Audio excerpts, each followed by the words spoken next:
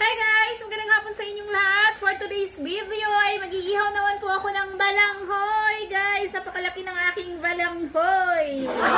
Guys, kami ang pag-ihaw naman po ang ating gagawin ngayon guys. Wala pang nakagawang eksperto ng ganitong klaseng pag-ihaw guys. Ako pa lang ang mag-iihaw ng ganitong klaseng pag-ihaw. Kaya guys, panoorin nyo ang buong video.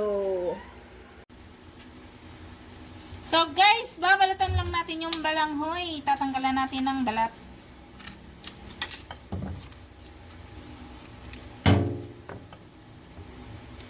So, pupulin natin.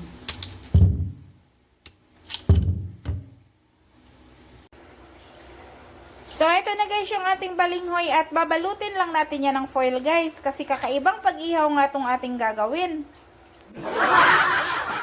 So, yan na siya guys. Ready to ihaw na yan na guys.